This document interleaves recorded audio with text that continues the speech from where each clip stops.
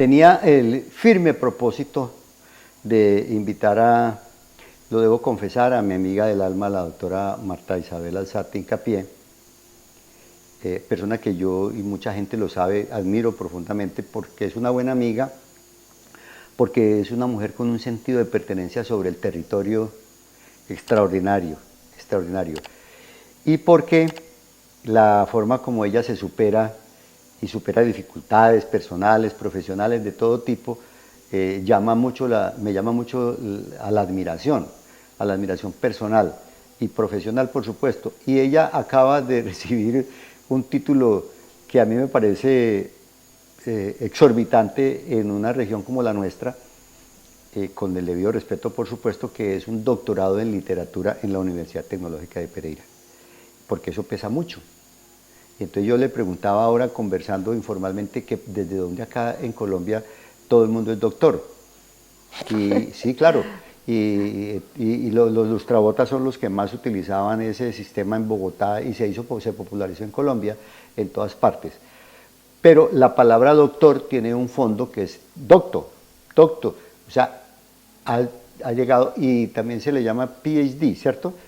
Entonces quisiéramos conocer, además de este tema de su doctorado en literatura, por qué le dio por ahí después de haber sido ingeniera civil y después de haber tenido una maestría, un magíster en administración de empresas, por qué le dio por hacer un doctorado en literatura, para que la gente aprenda más un poco a conocer el espíritu de superación de Marta Alzate Hincapié después de esta pausa. Somos energía de Pereira, es por la gente de nuestra región. Somos energía de Pereira, tú nos inspiras a dar lo mejor, a dar lo mejor. ¿Por qué le dio por hacer un doctorado, Marta? Tal vez yo hubiera estudiado literatura si hubiera nacido en otra sociedad en la que las humanidades tuvieran un futuro más claro. La sociedad en la que yo nací, cuando yo estaba en el momento de elegir una carrera universitaria, era una sociedad que no tenía un espacio, yo creo que aún hoy todavía no lo tiene suficientemente, para el estudio y el desarrollo de las humanidades como una profesión de la cual uno pudiera pensar que podía ganarse la vida, como le decían a uno pues los padres. Entonces toda la vida me encantó la literatura, toda la vida quise estudiar literatura, quise tener el tiempo para estudiar literatura cuando ya ejercía mi profesión, hacer un sabático, tener el tiempo para estudiar en literatura porque bueno, mi papá era un abogado, pero Muy era sobre reconocido, todo un intelectual. el doctor Alberto Alzate Tobón. Era sobre todo un intelectual, un hombre con altas inquietudes intelectuales, y en mi casa había una biblioteca, y yo siempre, todas las noches de mi vida, vi a mi papá sentarse después de comer en la biblioteca a leer, y mi papá nos hablaba de las lecturas, y mi papá nos enseñaba a través de los autores. Tenía, por ejemplo, un autor de cabecera que admiraba mucho, que era Mica Baltari de Sinué el Egipcio, por ejemplo, que es un libro que todos nosotros, mis hermanos y yo, y ahorita la nueva generación de sobrinos, se ha leído. Entonces, pues yo crecí en ese ambiente y admiraba mucho la cultura letrada. Después, con el tiempo, empecé a frecuentar los High Festival en Cartagena. Y admiraba, por ejemplo, esas culturas tan universales, tan completas, de Mario Vargas Llosa, de Carlos Fuentes, a los cuales vi en esos festivales. Es de los míos, pues, Carlos Fuentes, ¿cierto? Claro. Hay un libro que no se consigue en Colombia, lo vi en Barcelona, España, lo compré, se lo presté a un amigo y uno nunca se acuerda quién es que le presta el libro. Además, los amigos no se roban los libros, se quedan con ellos, que es otra cosa. Pues parecida, pero es otra cosa. Y se llama En esto creo, de la A a la Z. Y ahí encontré un apotegma, una frase que yo lo utilizo en mi concepto periodístico. Cuando llega a la G, Carlos Fuentes, el autor mexicano, dice globalidad. Y en la expresión globalidad él dice, no hay globalidad que valga sin localidad que sirva. Eso me hizo a mí muy territorial. Y claro, esos son... Entonces yo iba a estos festivales, Luis, a ver estos portentos, porque Claro. Carlos Fuentes lo vi, hasta Giovanni Gómez, el Giovanni poeta Gómez. pereirano. Yo me encontré con Carlos Fuentes cuando estaba con Giovanni. Giovanni me tomó una foto y por ahí existe una foto mía con Qué Carlos bueno. Fuentes. Y yo escuchaba esas intervenciones de ellos en ese festival, estas mentes tan globales y tan locales, pero tan globales, mentes tan formadas universalmente, porque en su discurso usaban términos de la política, el derecho, la sociología, las bellas artes, por supuesto la literatura. Era algo que Y siempre, tan mexicano. siempre me La ha muerte de causado... Artemio Cruz. Y Aura en las violetas. Siempre me ha causado muchísima admiración. Entonces yo tenía siempre esa inquietud ahí latente. El otro factor es que cuando uno no tiene una formación, está muy sometido a que le den línea, a que le tiren línea. Y eso me molestaba, porque si yo recurría a personas que tenían una formación intelectual en ese campo de las humanidades superior a la mía, siendo yo ingeniera civil, habiendo hecho una maestría en administración, todos temas más técnicos, entonces claro, con mucho gusto me dan recomendaciones con línea. Entonces yo no soy tonta y yo sentía y entendía la línea, ya sea de izquierda o de derecha, del anarquista a los románticos, etcétera. Cada uno tiene su línea. Claro. Y yo quería tener un criterio propio. Entonces, como que en la congruencia, en la confluencia, perdón, de esos factores, ese deseo, ese amor por la literatura, ese gusto por la literatura y ese deseo de tener un criterio propio, dio la coincidencia de que como yo tuve un bajón, digamos, en mi ritmo laboral cuando nacieron mis hijos, porque quería acompañarlos, tenía tiempo disponible. Cuando ellos entraron al colegio, yo empecé a tener mucho tiempo disponible. Entonces, digamos que usé el tiempo, lo usé. Tenía tiempo, tenía medios a disposición, hubiera podido hacer otra cosa, hubiera podido usar el tiempo en otra cosa. Yo usé el tiempo haciendo ese doctorado y empezó de una manera muy simpática. Yo era una señora y tenía tiempo y entonces era columnista ya tal vez de la tarde, y fui y le pregunté a Juan Manuel Buitrago: Juan Manuel, yo quiero tener unas clases privadas de literatura, una señora, ¿a quién recurro? Entonces él me dijo: busque a César Valencia Solanilla, que era casado con una sobrina de Luz Estela Arango. Lo acaban de declarar profesor emérito de la universidad y todo. Él es el director de una maestría en literatura que hay en la Tecnológica, vaya, hable con él y dígale que lee las clases. Entonces yo busqué al maestro César, fui, acordé con él y él empezó a darme unas clases y él estudiaba el tema de Bolívar y así empezamos. Y en un momento determinado que yo estaba tomando esas clases, algo con muy poca pretensión académica, simplemente un tema como quien toma una electiva en su tiempo libre, él me dijo: usted me trae buena suerte. Le dije: sí, ¿por qué? Me dijo: porque yo hace tiempo se estaba tramitando un doctorado en el Ministerio de Educación y me lo acaban de aprobar. Y usted es capaz de hacer ese doctorado. Yo le dije: ¿yo? O sea, usted es la primera promoción. Sí. Yo le dije: ¿yo? Me dijo: sí, usted.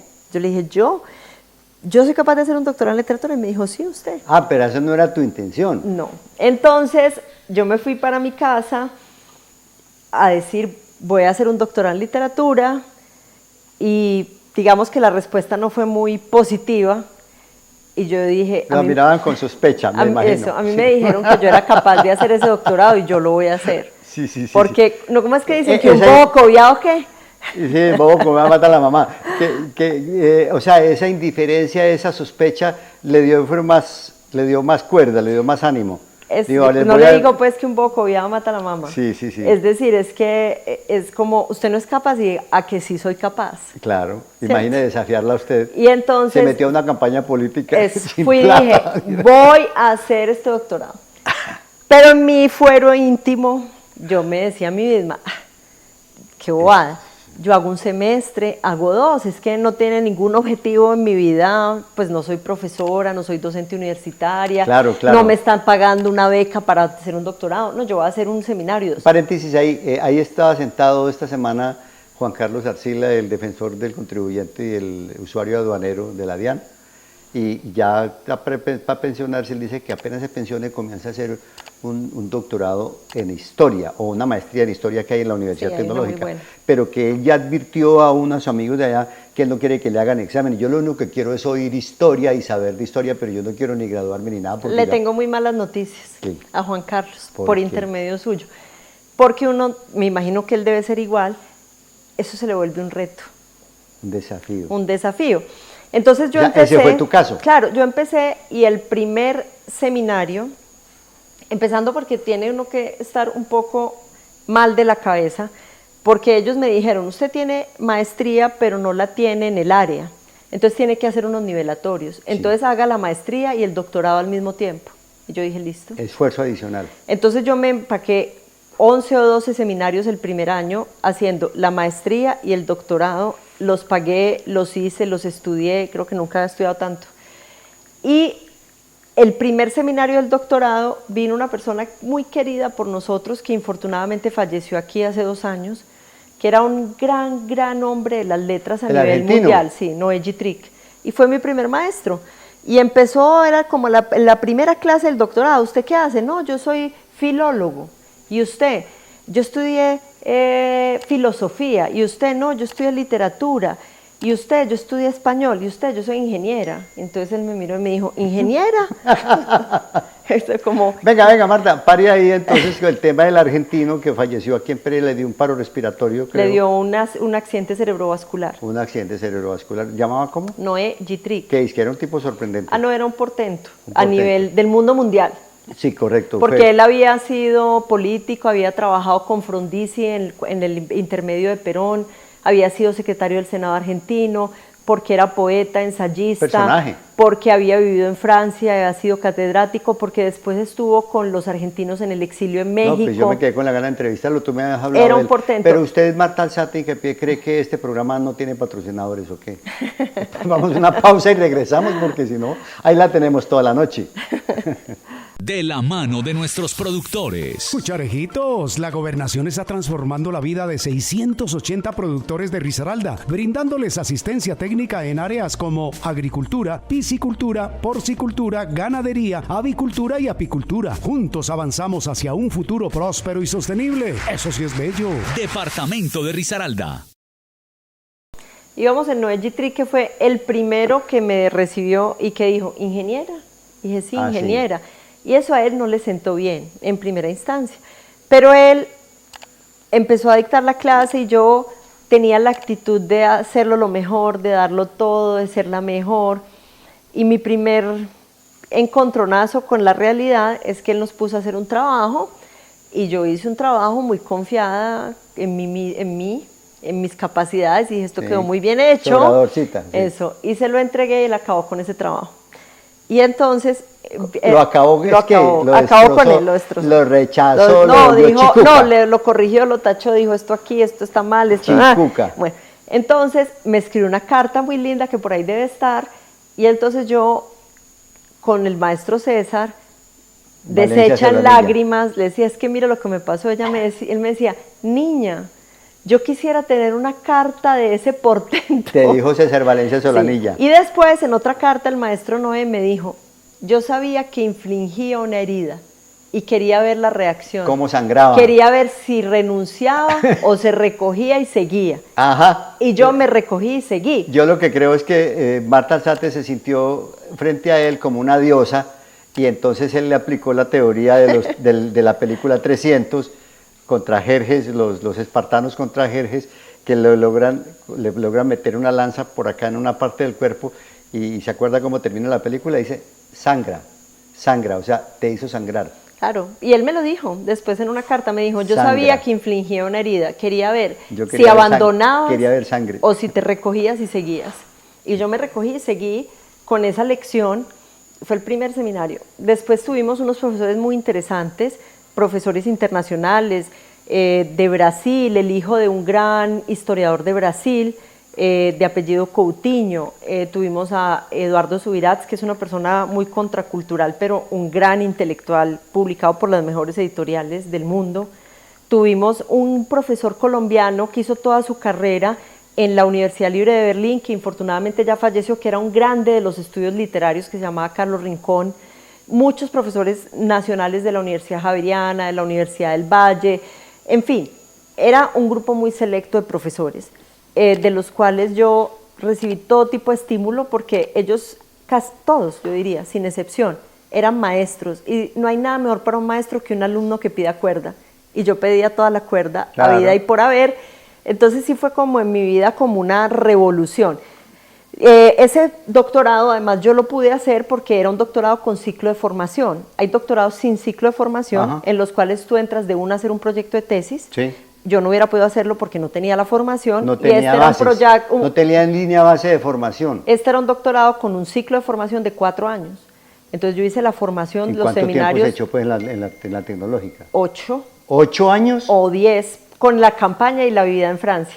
Ah, porque usted, además porque hizo un viaje a Sevilla, España, que era obligatorio para el Sí, doctorado. Sí, pero digamos que el programa estaba concebido para hacer 4 años de formación y le daban a uno otros 4 años tiempo máximo para hacer la tesis. Qué horror, toda una vida estudiando. Yo, sí, eso estaba largo.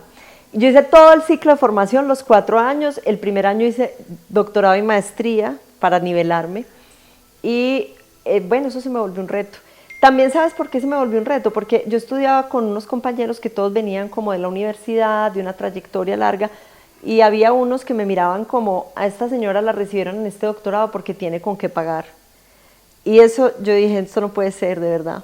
O sea, yo voy a estudiar más, voy a estudiar 10 Otro veces más. desafío. Y estudié mucho, o sea, estudié demasiado, y al final, pues bueno, todo eso queda en mí. Bueno, en la literatura me estoy leyendo a Noah Harari, Nexus. O sea, me lo acaban de regalar. Se lo acaban de regalar, es extraordinario porque es la historia de la información. Y él remata, sé que remata porque ya leí una síntesis con la inteligencia artificial, sus defectos, sus riesgos, sus amenazas y sus virtudes, la inteligencia artificial. Yo admiro mucho a Noah Harari, pero he aprendido, pues no con él, sino también me gusta mucho la historia, que todo lo del relato, que él habla mucho del relato, que las redes sociales no son nuevas, que cuando el hombre se sentó alrededor de una fogata, estaba haciendo un relato y estaba formando una red social, y que la Biblia lo que hizo fue crear redes sociales y cosas de esas por el estilo. En ese punto, la historia se convierte en el eje nuclear de la vida del relato. Usted tiene una historia para contar, y entonces yo por aquí escribí que si yo fuera Marta Alzate, haría un escrito, un libro o una historia que se llamara Así me dice doctora en literatura. Porque todo lo que estás contando, Marta, es una forma de ver la vida y de hacer las cosas. Pues puede que sí, pero no, digamos Porque era que tú no tenías necesidad de ponerse ese claro, doctorado. pero que es interesante. Además, eso no da plata. No, ni me va seguramente a aportar nada que tenga que ver con la caja. Todo para acá, nada para acá. Todo Sí, para sí, la sí, es cabeza, en nada serio. para el bolsillo. Pero no importa, porque la vida es para vivir. Por supuesto, disfrutarla. Para ¿Y vida lo es has para disfrutado? vivir. No, lo disfruté. Además es un cambio de vida, porque le va a parecer también medio boba esta razón. Pero yo soy madre de 2 hijos varones. Sí. Y decía, si cuando esté mayor, si soy muy de buenas, mis hijos se consiguen una mujer que yo les caiga bien. Si no soy muy de buenas, de pronto no. Pero son hijos varones, yo voy a ser una mujer sola, en mi adultez y en mi vejez. Tengo que inventarme una forma de tener un plan de vida hasta que me muera.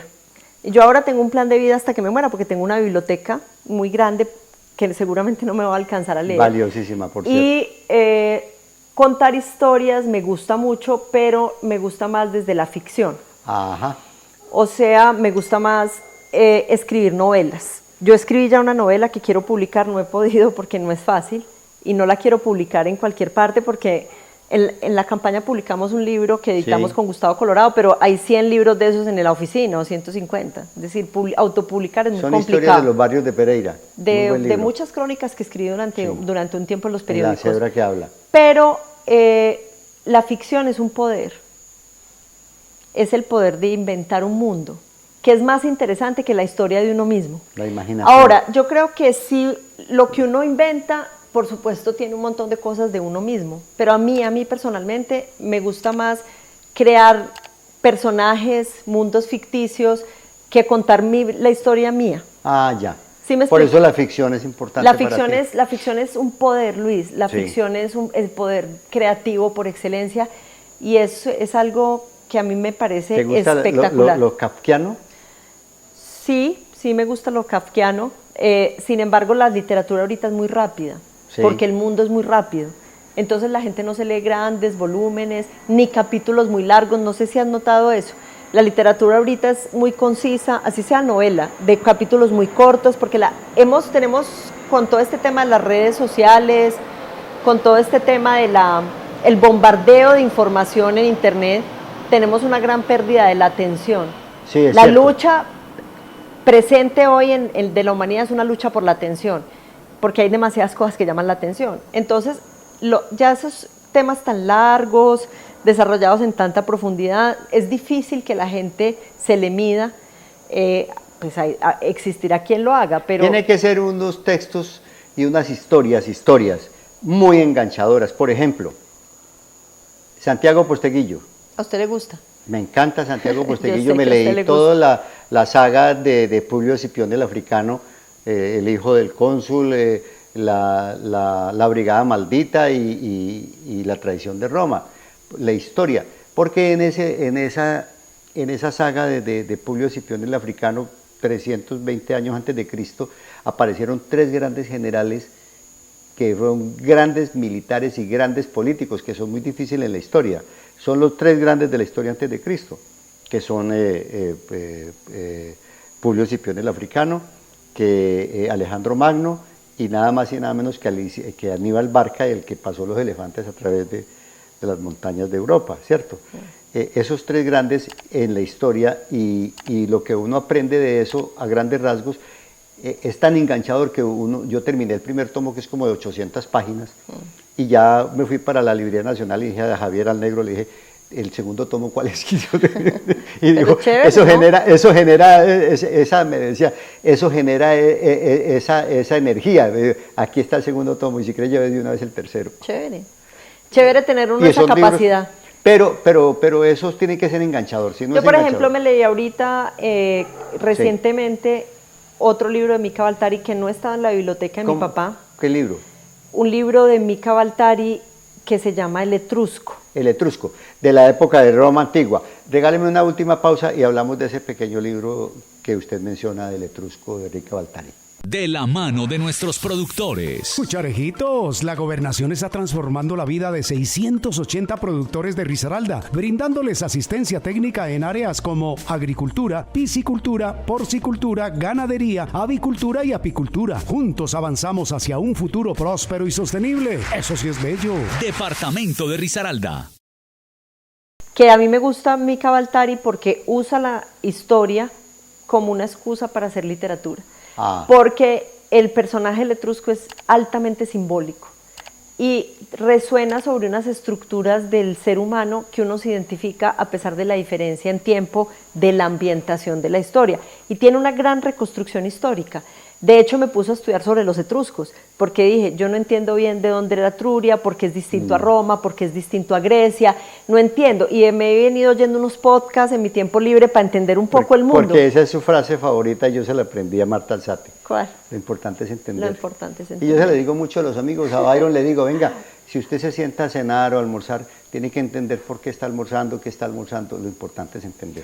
Claro, pero fíjese que él hace literatura, porque la literatura usa un lenguaje poético que usa como una combinación de palabras que te hace expandir el lenguaje que tú conoces para darte sensaciones distintas, de cosas que tú puedes haber sentido pero que no las sabes nombrar. Ese es el lenguaje poético, porque es altamente simbólico y porque te resuena, tú puedes identificarte. Yo me identifiqué Sí, altamente con esa lectura del Etrusco, el cual tenía una habilidad, era muy adaptable y cambiaba de vida cada cierto tiempo, totalmente de Y vida te cada preguntas cierto con tiempo. frecuencia qué hay detrás de toda esa literatura. ¿En Te qué lo digo sentido? te lo digo por esto, porque por ejemplo ahora que estaba hablando de Santiago Posteguillo, él tiene unos libros muy gruesos, de sagas, Roma y todo ese tipo de cosas, sobre todo de historia, ¿cierto? Pero tiene unos libros pequeños que son la afición de un amigo, no sé si eres amiga de Alexis Mejía Bermúdez. Sí, claro. Alexis es el lector consumado, ¿cierto? Y compartimos muchas aficiones con eso. Y él tiene 2 libros que son extraordinarios que yo recomiendo, de Santiago Posteguillo. Uno de ellos se llama La sangre de los libros, contando historias de cómo era la vida de William Shakespeare, León Tolstoy, las cosas, los duelos, cómo se enfrentaban, cómo se sostenían los duelos, y hubo uno que no recuerdo cuál de ellos, que se mató en un duelo, ¿cierto? Por hacer valer sombría, cosas de esas por el estilo. O sea, ellos tienen una vida. Ahorita me estoy leyendo a propósito de eso, yo sé que se va a acabar el tiempo, un libro que se llama Trabajos forzados, los otros oficios de los escritores. No sé quién lo escribió, pero sé que la editorial se llama Impedimenta, que es una editorial muy buena. Wow. Y es espectacular porque te muestra, unos vendían joya, otros vendían combustibles, Sí. otros porque había uno famosísimo que decía, es que la vida hay que ganársela. Y Entonces, hay bueno, otro libro que se lo recomiendo. ¿Cuál es? También es fácil de leer, de esos libros que decía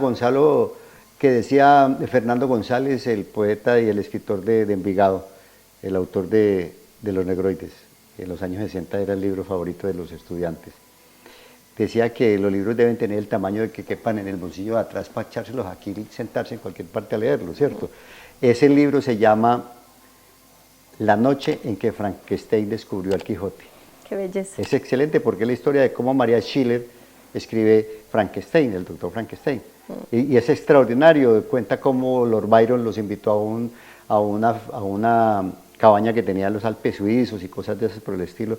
Entonces eso es encantador. A mí lo que son las historias como esta que usted me está contando.